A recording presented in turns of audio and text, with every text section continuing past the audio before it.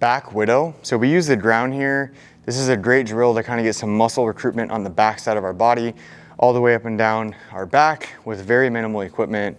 We'll use this as some sort of prep drill. We've used this in our home body programming where you have minimal equipment access, those types of things. So when you go to the ground and you get set up, we're gonna be knees bent. And the hard part here is a lot of people will try to make this into a sit-up. So when they go into that sit-up position and they try to drive through their elbows, it creates a crunch and they'll feel more recruitment in their abdomen than they will in their upper back. So when you're doing this, I like to kind of give the cue of arch your low back.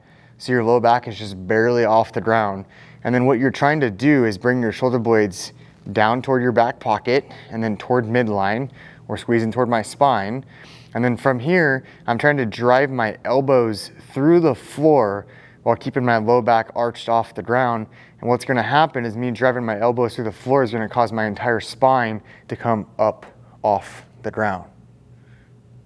And then back to that bottom position. So if you find yourself really wanting to go into a sit-up, you can scale it in a couple different ways. But one way is you're just gonna do an isometric. So you think about getting your low back to come off the ground, and then you just drive your elbows through the floor as hard as you can, and your spine doesn't actually come off the surface of the floor, excuse me. So, and the other way we can do this is we can kind of do like a little bit of a crunch, drive through my elbows, and then lower back to the ground, a little bit of a crunch, drive through my elbows, and then lower back to the ground.